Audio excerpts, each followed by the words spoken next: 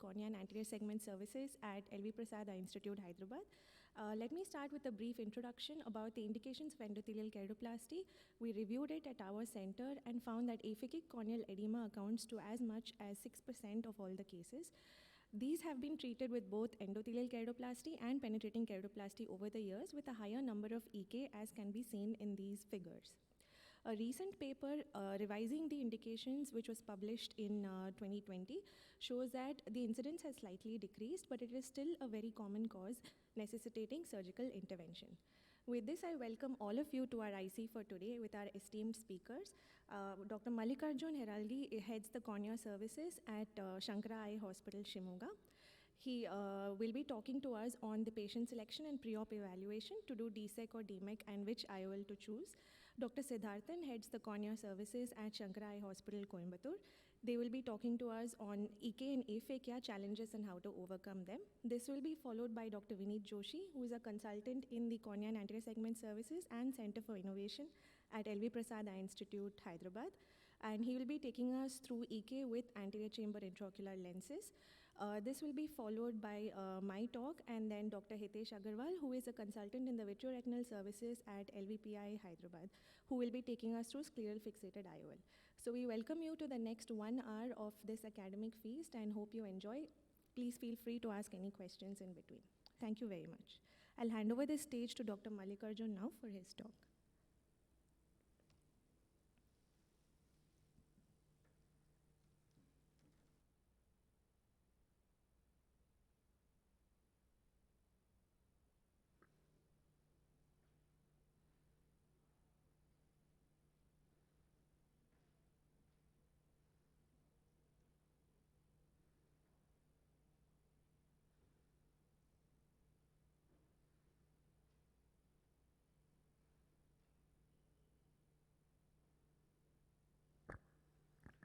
Good morning, everyone. Thank you, Dr. Kavya, for including me in this interesting instruction course. I'll be talking on patient selection, preoperative evaluation, and to do DSEC or DMEC, and secondary IOL, which IOL to choose in aphakic bullous keratoplasty. Endothelial keratoplasty provides rapid visual rehabilitation and is the current standard of care of treatment for endothelial dysfunction. However, preoperative assessment is mandatory to assess the vision-limiting ocular comorbidities. The most important thing is patient selection. In patient selection, we have to assess the eye to know the intraoperative challenges, to assess the previous surgery. I mean, whatever wrong things have gone in the previous surgery, that you have to assess, and to plan the post-operative management. And also, you should look for the general condition of the patient, whether he can come for the therapeutic regime regularly, and he'll stick to the compliance, and whether he'll adhere to the medical regimen. And one more important thing is you should assess his expectations. Patients with unrealistic expectations, we should counsel them properly, and we should tell them what is the procedure, what we are going to do.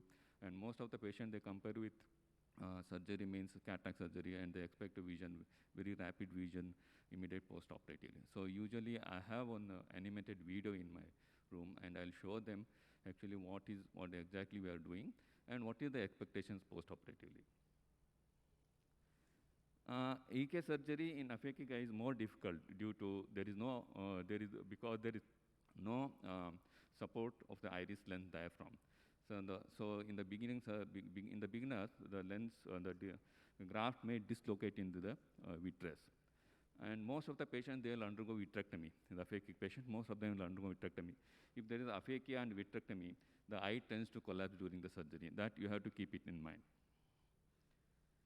Pre-operative evaluation, you have to do in detail everything, and in lids, you have to look for especially MGD, that we have to treat, because the bullous keratopathy has an unhealthy ocular surface. Added with MGD, there are more chances of infection, because also we keep a BCL on the eye for longer period. So if there is MGD, you have to treat it properly before taking up surgery. And also look for narrow palpebral fissure, deep socket, And if there is exaggerated bell phenomena, it will be very challenging for the surgeon. And also this helps us to decide which approach to do, whether we have to do temporally or superiorly. So deep socket and narrow purple fissure, if you go approach temporally, it would be easy. And conjunctival, look for any conjunctival scars of the previous surgery. And depending on, we can plan for a site of the wound.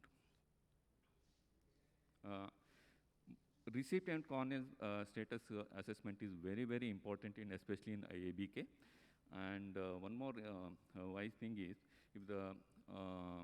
if there is a very severe end-stage bullous keratopathy and full thickness corneal scarring, it is better to go ahead with PKP rather than endothelial keratoplasty. And also we should note down extent of the edema, whether it is a diffuse, there is a localized, and how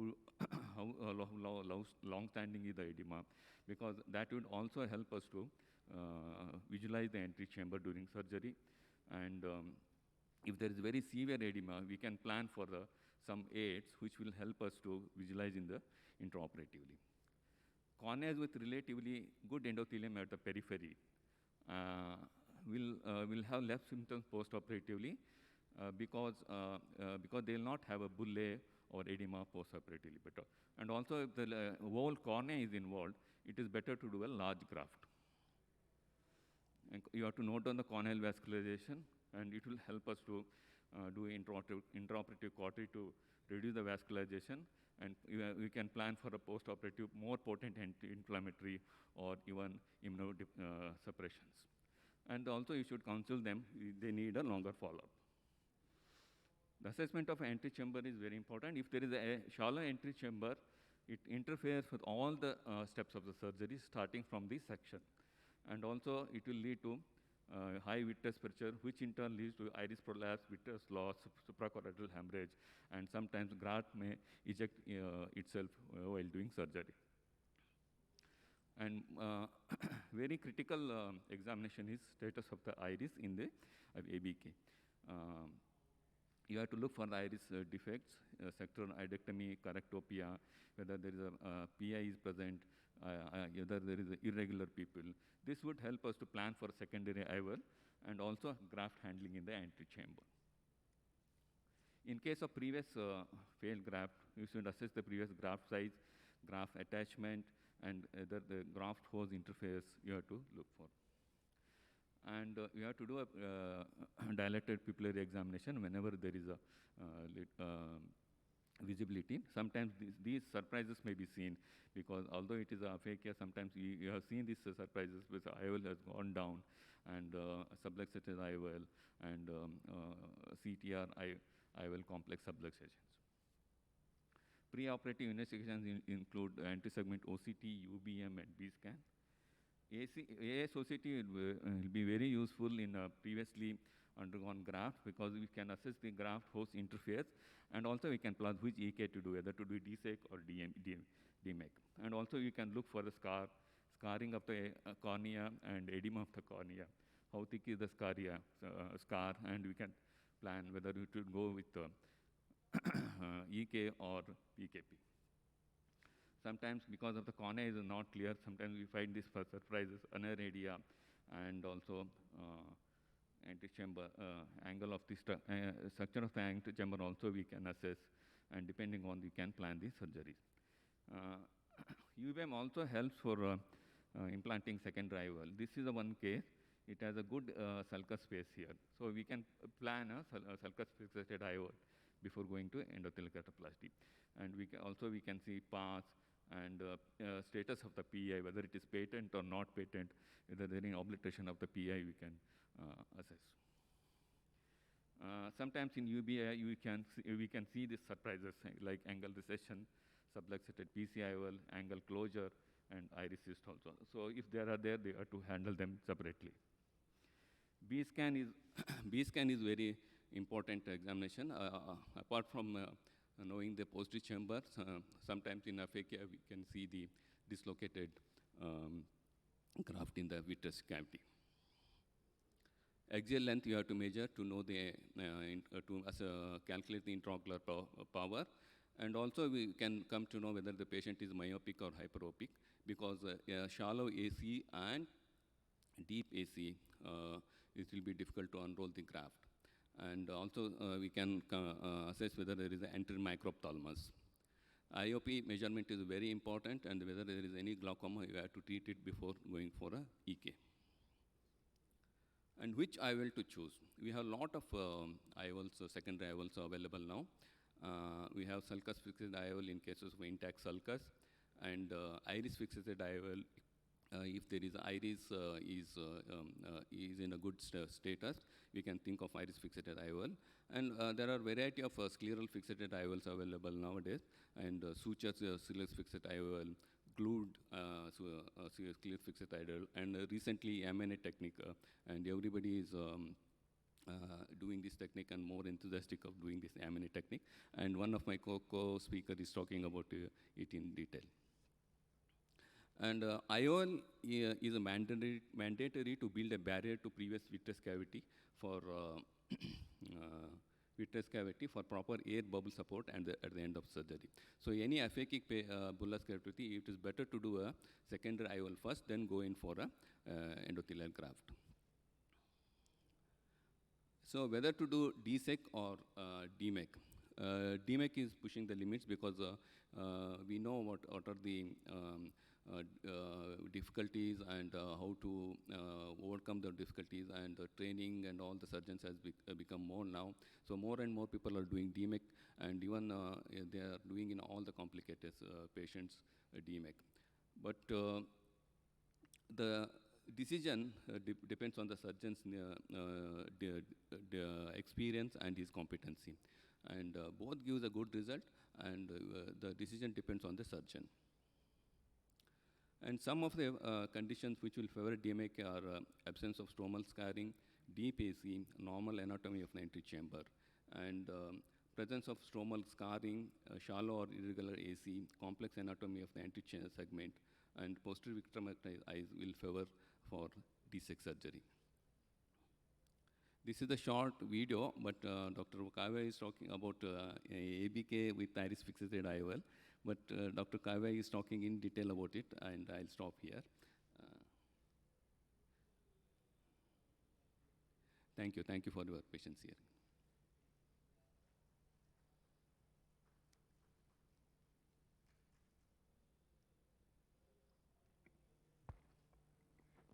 Thank you, Dr. Mallikarjun. Actually, the point that you raised about UBM was very, very important, especially when you're considering different types of IOLs, considering AC IOL, even iris claw, and even I think we have a segment of glued IOL. I think UBM is something people don't stress too much, but in this case, I think its importance is really warranted, especially chronic bullous keratopathies, ABKs. They will have some form of pass somewhere, or the sulcus might be inadequate, and it really helps in taking a call. It's not a routine part of our investigation, but the scans that you showed, they are very informative, and I think it should be a part of investigations when we plan a complex ABKs with complex anterior segment. Thank you. Thank you, Dr. Mallikarjun. I'd like to invite our next speaker, Dr. Vandana Sundaram. She is a cornea faculty at Shankara Eye Hospital, Coimbatore. She'll be talking on behalf of Dr. Siddharthan on his talk on EK and AFAK and the surgical challenges. Welcome, Dr. Vandana.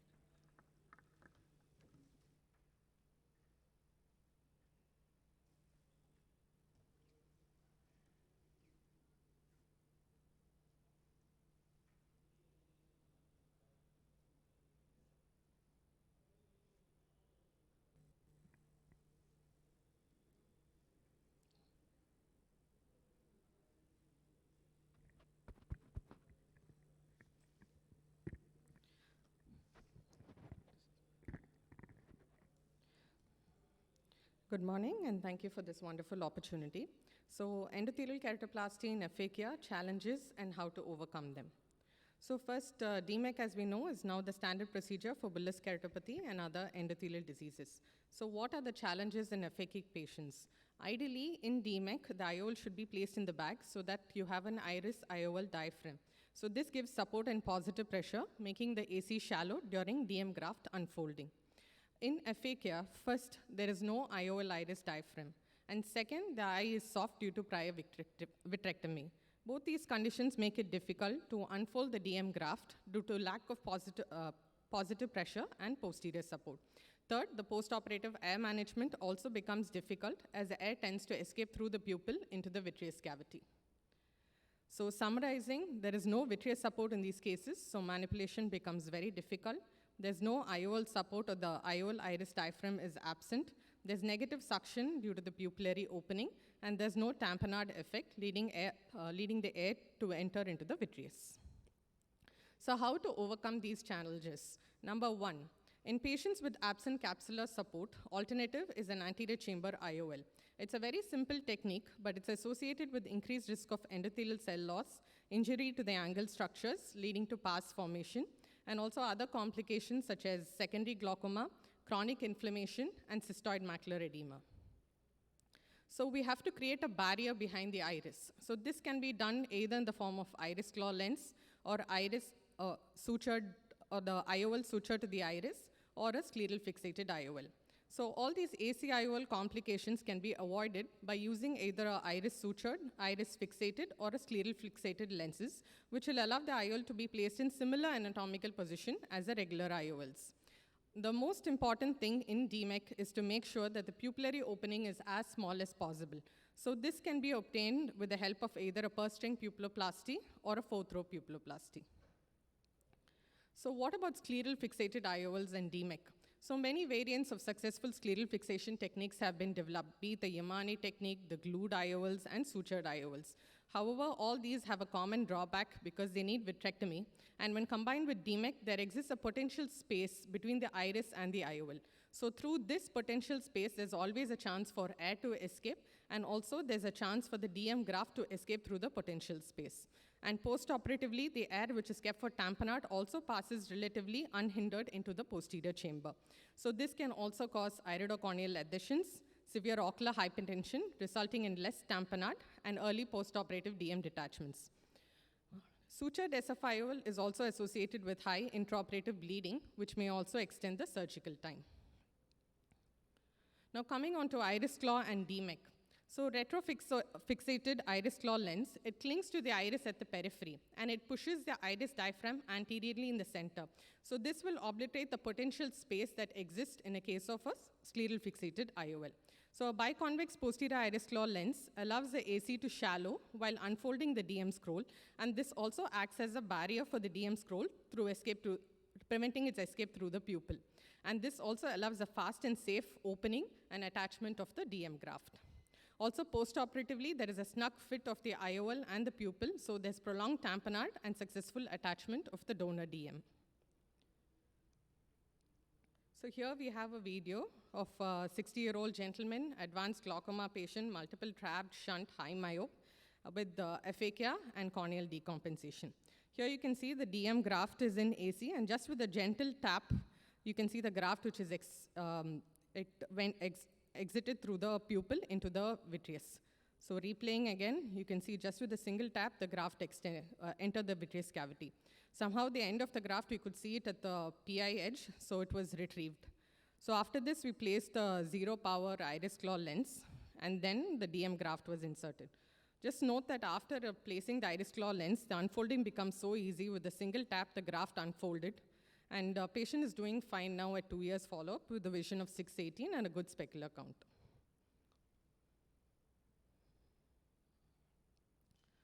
Next one, this is a patient who underwent AC IOL around 20 years back and presented with bullous keratopathy.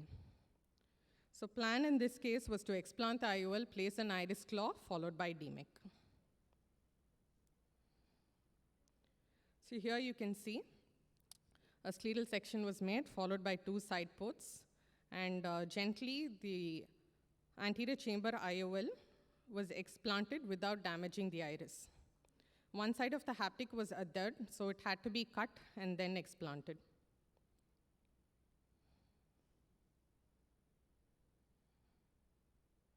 It's important to explant all these lenses without damaging the iris as much as possible. Here the pupil size was adequate, so we could go ahead with the placement of an iris claw lens. Also, another advantage of iris claw lens being the learning curve is much smaller, and it's much easier when compared to a scleral fixated IOL. You're using a 23 gauge forceps, we're clawing the iris claw on either side. So once the clawing is done, then since it's a large scleral section, we closed it with 2 sutures, and through the central opening, a DM graft was inserted.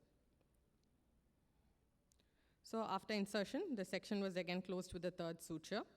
And now, we follow the injection as well as the tapping technique. Here, with the right hand, with the saline cannula, small amount of BSS is injected into the AC, and with the left hand, gentle tapping is being done. And we also follow the L marking, so meaning the short arm of the L should be on the right side, indicating correct position of the DM graft. Here you can see first there is actually a reversal of the graft, then slowly with saline injection, you can see the graft rolling and the right side coming up. So once a graft is unfolded, yeah, you can see the air is being injected.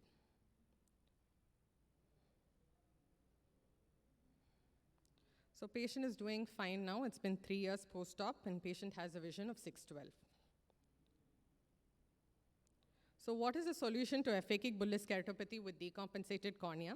So DMEC plus posterior iris claw implantation is ideal because it provides good visual recovery. There's no major complications. It simplifies the overall procedure compared to scleral fixated IOL in an already complex scenario. And the biconvex designed posterior iris claw IOL not only allows relative shallowing of the AC during DMEC, but it also acts as a barrier, preventing the escape of the DM scroll and air during the surgery. This also allows fast and safe opening of the DM scroll and good attachment of the Descemet's membrane graft. Thank you. Great presentation, fantastic videos actually. And I actually wanted to add to it, I totally agree with you that the gap between the iris and the scleral fixated lens is actually huge. I mean, not just for a DMEC scroll, we have had DSEC lenticles also drop through that gap. It's pretty large. So I totally agree. The snug fit of iris claw, I think Dr. Kavya will be covering in her talk, is the most crucial thing for an endothelial keratoplasty. And one very important point that you showed in one of your videos was using the larger scleral incision to place an iris claw and then actually closing it down before injecting the DMEC scroll. That is very important. This is an extra step which I think needs to be done, but great collection of videos. I hope they were able to recover the tissue which was dropped down. Yeah. We had to recover. We took it out through the PI, and thankfully we had a extra graft with us, so that was used. Lucky for the patient, though. Thank you, Dr. Vandana. Just very beautiful talk and amazing surgical videos. Just a small addition about there may be some situations where you might have to perform EK in aphakia itself, where IOL cannot be placed. Like, for example, in patients with aniridia, where there is no iris or angle support. So in these situations, it requires a little more different approach to perform the DSEC, like maintaining the pressure of the eye, not just with air tamponade, but you can also inject saline, because the basic factor in ensuring attachment of the graft is IOP rather than the air tamponade. So several authors have proposed some modifications like the suture basket technique or a hitch suture that can help you in ensuring that the graft is in the correct orientation as well as it remains attached for longer. So although these situations are quite rare, it is very handy to have like a store of different IOLs like you showed very beautifully in your videos, so that even if you have to remove one IOL, you can put a different type of IOL. But one should also be aware of how to do endothelial keratoplasty in a patient with aphakic status also. So thank you very much again. And Thank you for the opportunity. I'll hand over the stage to Dr. Vineet Joshi now, who will take us through EK with AC IOL.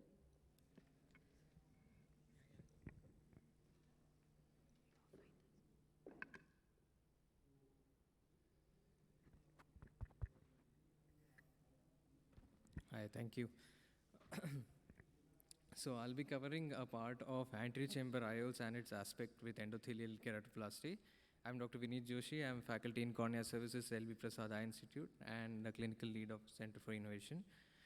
So Typically, the ACIOL, the shape, the structure design is very important when you consider it in the aspect or the context of endothelial keratoplasties.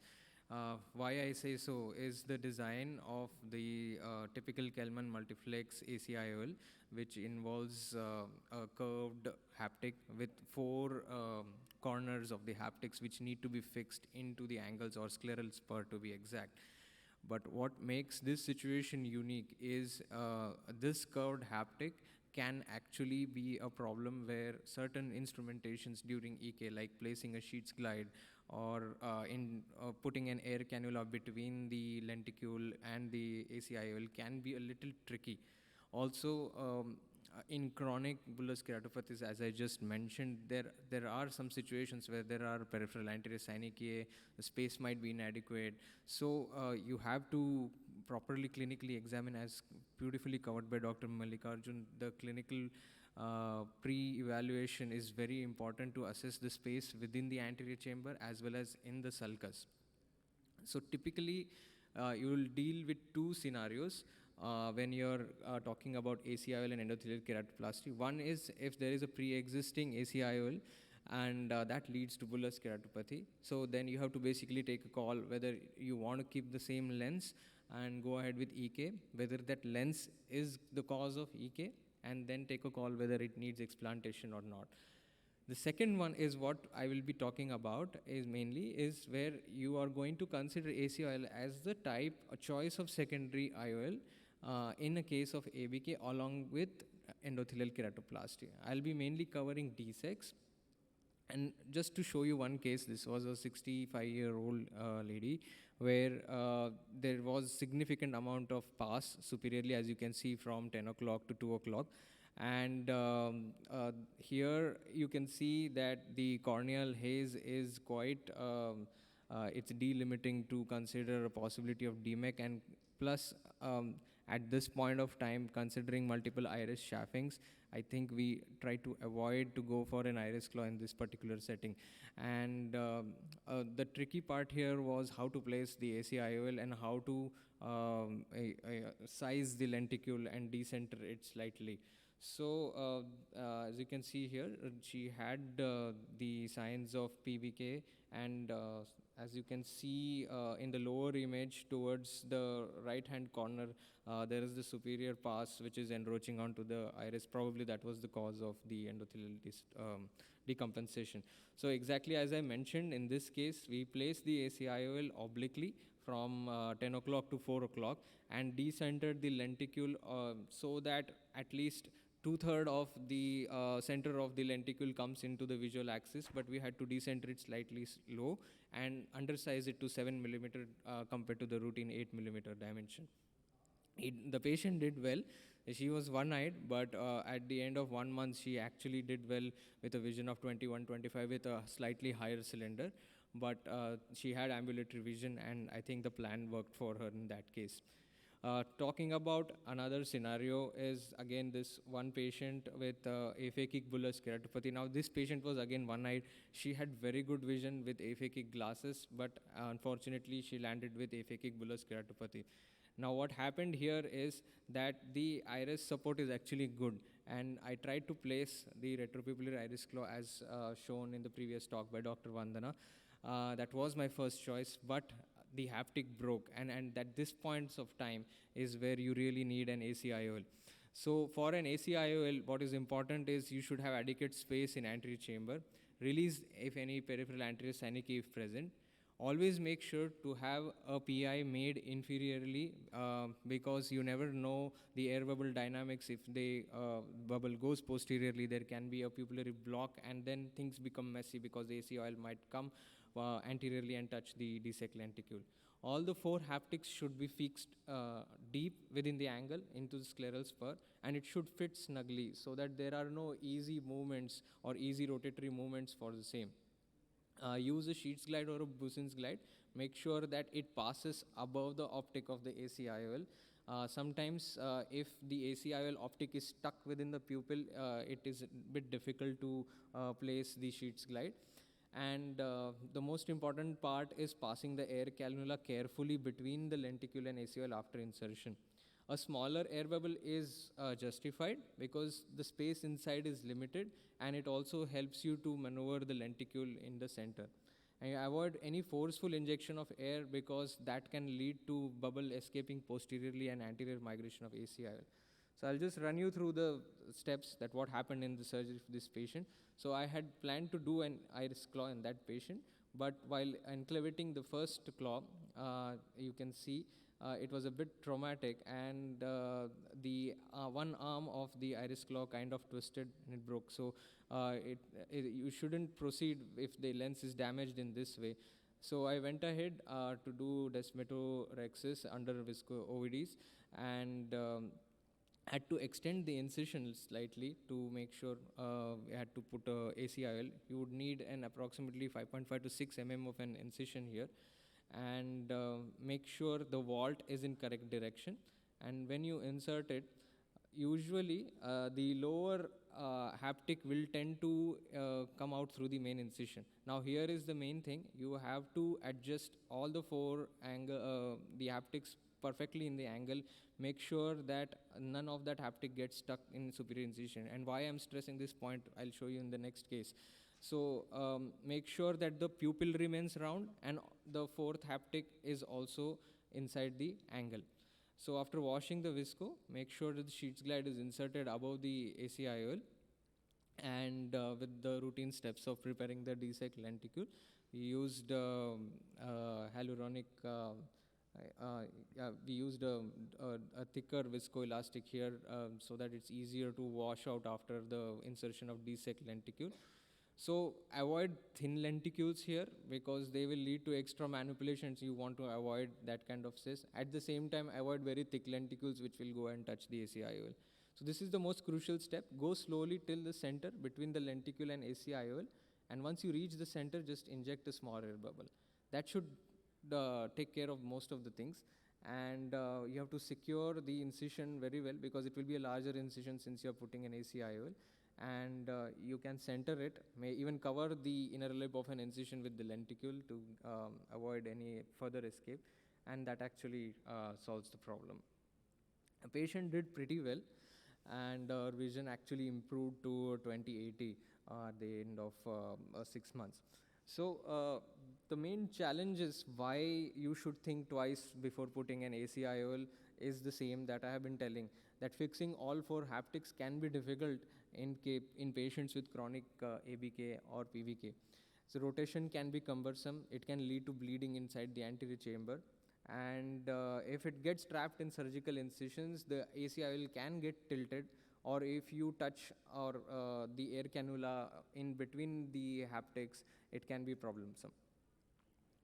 There is limited space in anterior chamber, so you have to manage it through that small space. Another case where the patient had aphakic bullous keratopathy and advised DSEC with secondary IOL. Now why I am highlighting the superior haptic part is, if you can see here, the lenticule is very well attached. The patient's vision had actually improved significantly by 1 week. But this is the problem. The superior haptic got stuck into the previous SICS incision, and you can see here that the one arm of the ACIOL is tilted anteriorly, and it's very close to the DSEC lenticule. You can see here in the AIOCT below, the one of the haptic of the ACIOL is actually pushing through the SICS incision. It's gaped open, and it's very, very close to the DSEC lenticule at that site. So we had to actually plan redialing for this case. Luckily, the DSEC graft survived, and the patient is doing pretty well. Now, why ACIOL is cumbersome is because there have been multiple studies that if ACIOL not sized correctly put into the eye, can itself be a cause of pseudophakic bullous keratopathy. And there are 3-year outcomes which say of the same, that a late secondary graft failure chances are very high in presence of an pre-existing ACIOL. Also, the chances of post-operative complications can be slightly higher. Many studies in the Kaplan-Meier curves have shown that the outcomes of DMEC or DSEC done along with explant of ACIOL actually do better than retaining the ACIOL. So it's important to size the ACIOL. There are various nomograms for the same for different companies. Usually it's around 1 millimeter more than the existing white to white, and that should be taken care of. What is important clinically during the surgery is that it should fit snugly and it should not rotate freely. This is one example which highlights the importance of sizing. This patient had ACIOL in place, and so much so that with every, it was not sized properly. He had a white to white of almost more than 12.5 mm, and with his every blink, there was a flutter of ACIOL coming and touching the corneal endothelium, which led to the pseudophakic bullous keratopathy. Now, in such cases, it's important to replace it, and you can see that there is a superior optical iridectomy. So we had to take a call, but we went ahead with secondary iris claw explant of the ACIOL and iris claw in this case.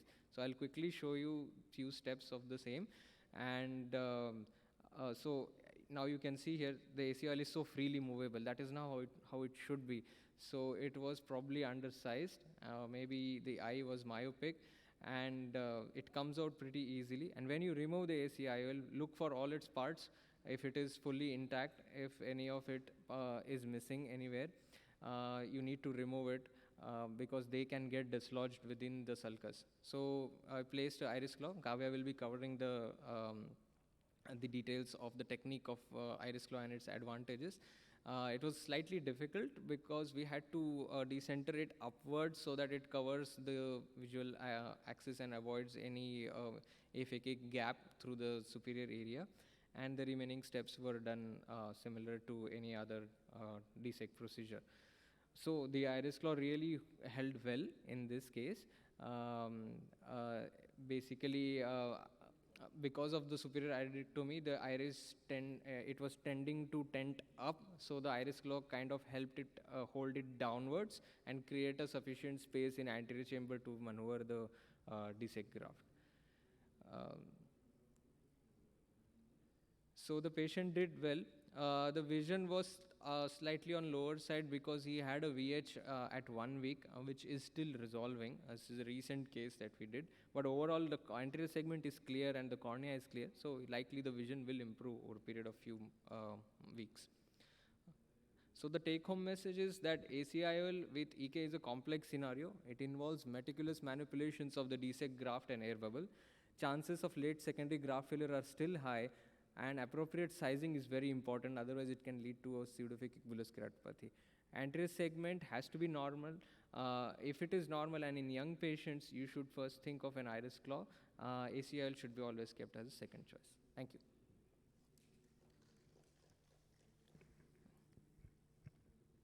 That was a great presentation, Dr. Vinay Joshi. Thank you. And the very nice point you highlighted is you have to measure the white to white before selecting the ACIOL. Because what we do is for every patient, we put a same size of ACIOL, because sometimes all eyes are not same, because the space in the antechamber is more in some patients and less in. So sometimes what happens is if you put a smaller lens in a big eye, it tends to rotate. Yes. And if you put a bigger lens in a smaller eye, it causes all sorts of problems, secondary glaucoma, pupillary block, all those things. Thank you, sir. Thank you very much, Vineet. So I'll be moving on to my talk on EK with retropupillary iris claw lenses and the surgical tips and tricks. So like we already covered, the major challenges are to choose whether to do a DSEC, DMEC, and the choice of secondary IOL, ACIOL, SF-IOL, or iris-fixated IOL. Let us quickly recap the comparison between each of them. In ACIOL, like was mentioned earlier, there is slightly lesser space for manipulation, increased chances of endothelial cell loss, although it does have an easier learning curve in comparison to an SF-IOL, which is technically more challenging, and most importantly, there is a risk of posterior dislocation of the graft. Whereas in an iris claw lens, not only is it quite easy to perform, it maintains a stable and deep AC to maintain the air bubble. There is lesser risk of graft dislocation, although it does need healthy iris tissue for enclavation, and the major advantage here is it induces a stretch in the stroma and stabilizes the iris, especially in cases with complex PBK where you would expect some amount of flaccid iris. So the iris fixated lenses can be either anterior or retropupillary. The commonly used are the retropupillary iris claw lenses. They have an optic size of 5.5 millimeters and a length of 9 millimeters or 8 millimeters. Why are they called iris claw lenses? Because they have a distinct similarity to a lobster claw, and they help enclave the iris stroma and help to stabilize the iris. So we've gone through the specifications. It is available from either the Excel Lens group or the Freedom Lens group. The specific instrument you would need in addition are the hammerhead forceps and an enclavation spatula or rod. The hammerhead forceps, like you can see here in the magnified image, has a slightly wider flange, which helps in gripping the optic of the iris claw lens. So this is a video of a normal iris claw without endothelial keratoplasty. It's important here to make your side ports at the site which is directly adjacent to your site of enclavation. So once this is done, you can go ahead and proceed with the rest of the surgery. So I'm not going to go through the entire thing because it has already been covered. Let us go through some case examples of where we had to use an iris claw lens with a concomitant DSEC or DMEC. So this is a patient who is a 53-year-old housewife. She came to us with diminution of vision in the right eye since 8 months following cataract surgery. Her vision was counting finger 1 meter in the right eye. This is a clinical photograph where you can see that she had a significantly updrawn pupil and peripheral anterior synechiae covering almost 4 clock hours. She had surgical aphakia with some amount of vitreous in the pupillary area. So the lens was absent, and there was an absent capsular bag as well. The rest of the examination was normal. She had significant cystoid macular edema, which was treated first with topical NSAIDs. 2 weeks later, she improved, and final OCT showed resolved CME with a best corrected vision of 20/50. So her specular microscopy at this point showed a reduced cell density of 668 with a central corneal thickness of 593. So we were at a dilemma here whether to go ahead with just an anterior vitrectomy, synecholysis, and secondary IOL, or to combine it with an endothelial keratoplasty. So since her specular microscopy showed reduced cell counts and some amount of corneal edema, we decided to go ahead with DSEC and a retropupillary iris claw lens. These are the details of the lens. We used a plus 22.5 diopters, and the tissue details showed a good endothelial count. So the surgical video of this patient. So we went ahead first, and it's important here that you can use an anterior chamber maintainer to help to maintain a stable AC. Since she had significant posterior synechiae, the synechiae were carefully released first with the help of an iris repositor. Once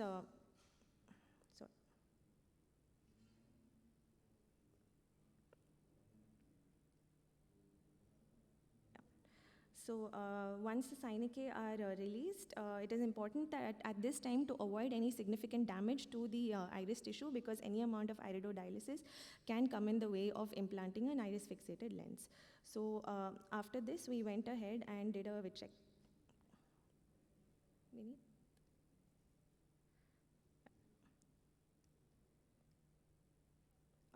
We went ahead and did a thorough automated anterior vitrectomy.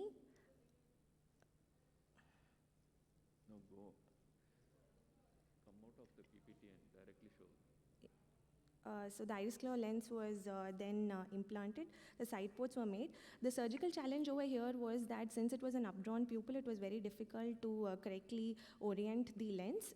It is important to place the lens first in the correct orientation and ensure that the haptics that are to be enclaved are just adjacent to the side ports. The optic of the lens is then held with the hammerhead forceps, and the first haptic is then enclaved.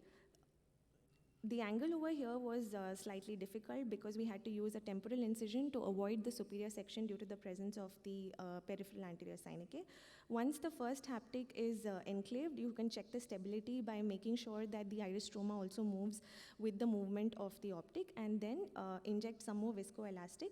The second haptic is then placed behind the iris and then enclaved subsequently. The advantage of placing an iris claw lens in this situation is that it maintains a deeper AC, enables space for maintaining the air bubble, and the subsequent performing of the DSEC surgery is straightforward, as has been shown. So on her post-op day 1, you can see a well-centered DSEC lenticule, and her vision gradually improved over the period of the subsequent follow-ups. This was at the last follow-up with uncorrected visual acuity of 20/80. This is another patient who had come with surgical aphakia operated 3 months ago, and you can see here that she had a reduced endothelial cell count with significant corneal edema of almost up to 800 microns. So initially we went ahead with a right eye cataract surgery first to visually rehabilitate her, and her vision improved to 20/20. We went ahead with a second eye DSEC with iris claw placement. So the advantages over here again are that we could enable, it was enabling to do a good synecholysis in anterior vitrectomy and placing the iris claw lens. And here we can see that at 5 weeks itself, her best corrected visual acuity had improved to 20/50. This is a complex case of a right eye corneal decompensation status post VR surgery. This was a young male who had also undergone several glaucoma surgeries earlier. So the significant challenges in this patient was that not only he had a crowded anterior chamber, he also had a thick retrocorneal membrane. So this would come in the way of sizing of the lenticule.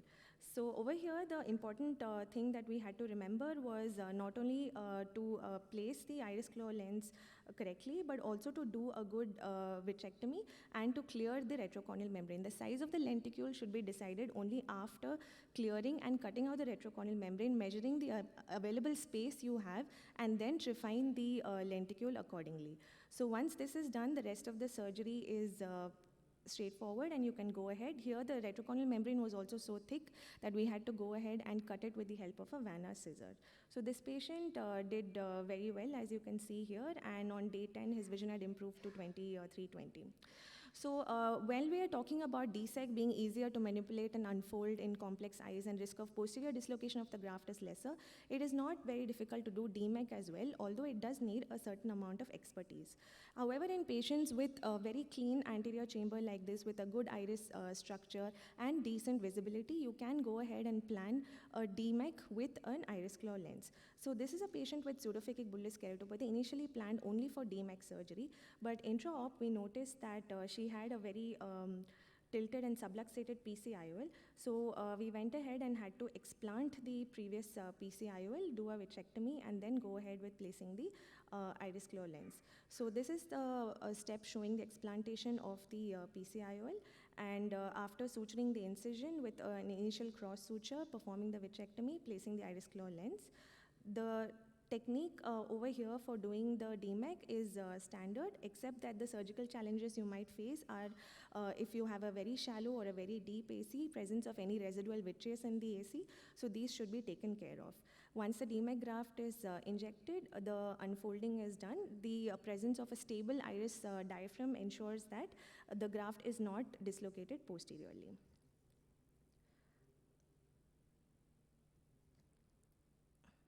So this patient on post-op day 3 improved to 22/50, and this was at a 6-week visit with a BCVA of 20/40. This is a study which compared endothelial keratoplasty with anterior chamber intraocular lenses versus secondary posterior chamber lenses, where they compared 82 eyes of patients with both of the lenses. Here they actually found that the long-term survival of the ACIOL was significantly lesser as compared to the PCIOL. The secondary PCIOL group included both the iris claw lenses as well as the scleral fixated lenses. So with this, I conclude my presentation, and I would like to end with this take-home message that a careful decision-making is warranted in complex eyes to choose the correct type of IOL. Every case should have a customized and tailored approach. A retropupillary iris claw lens is an effective and predictable option for the correction of surgical aphakia, whereas one important consideration is that a simultaneous versus a staged procedure needs more analysis, which in terms of outcomes and survival. Thank you so much for your patient listening. Great, very nice demonstration of surgical techniques, great talk. I actually wanted to, it was very difficult to actually go temporally for the iris claw and enclavate both the claws, especially when the lower one is right next to your incision. That was really very nicely done, and thanks for highlighting the point of using AC maintainer. I think that is something that can really be useful in these techniques if you want to really avoid use of OVD. And just to touch base on that patient with RCM, I think it was one of very rare and difficult cases that we see, because he was a high myope. He had undergone vitreoretina surgeries in both the eyes, and he was one-eyed with HM plus vision in young boy. So that was difficult. So management of RCM is very tricky, but again, Iris Claw worked very well.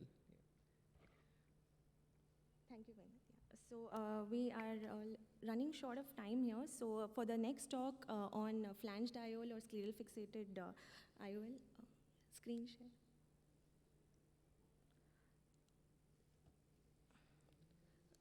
So I'm presenting on behalf of Dr. Hitesh Agarwal, who is currently at Manchester in UK. So he was a consultant with us at LVPI Hyderabad in the vitreoretina services. So I will just quickly go through some important advantages of an SF-IOL, where you cannot use either an AC-IOL or an iris claw IOL. You know that SF-IOL is the traditional method initially in aphakic eyes, whereas glued IOL is a relatively new technique. Yamani et al. Described a new flanged IOL technique, whereas we have modified this flanged IOL technique to overcome the complications of IOL haptic exposure. I'll quickly go through this video of how to perform a modified Yamani technique. So over here, you can see that although this patient had a large linear central corneal scar, there was a deficient iris. So initially, it is important to mark the positions where you want to enclave the haptics. This is done at 9 and 3 o'clock position. And once this is done, conjunctival peritomy is done adjacent to that. The difference over here is that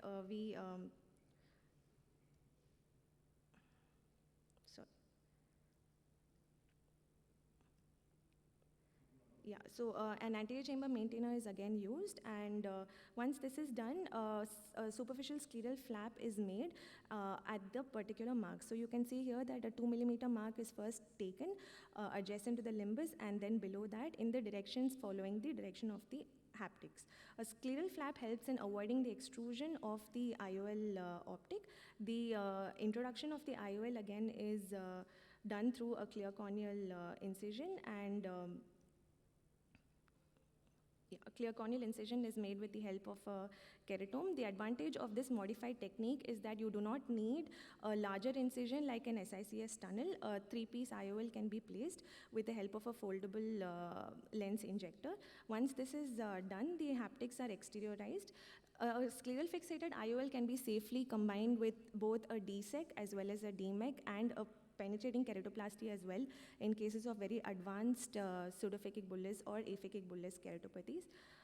The Alcon cartridge, regular cartridge is used. It is injected in such a way that the entire IOL does not go in at first.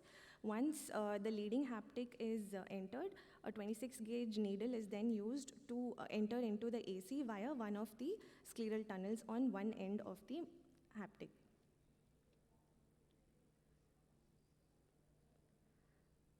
So here you can see that the trailing haptic is still kept outside the clear corneal incision. So yeah, we're running out of time here. Sorry for that. We'll be available around to show you next time if you need. So this is the trailing haptic. The point that I would like to emphasize here is with the use of heat, we can use a Bart Parker handle to create a mushroom configuration of the end of either of the haptics. This mushroom configuration ensures that the haptic does not move, it is quite stable. The superior scleral tunnel also ensures that there is adequate space and there is no extrusion, and the conjunctiva is then closed over the incision. So I'll end my presentation here in the interest of time. Thank you very much for all your patient listening. And I would like to thank again my esteemed co-instructors for their talks. Thank you very much. Thank you, Dr. Mallikarjunan. Thank you, IOS, for giving us this opportunity. If any questions, we are ready to take your dial. We'll clear that stage for the next IC. Thank you. He's asking one question. Yes, Dr. Yeah. Ash.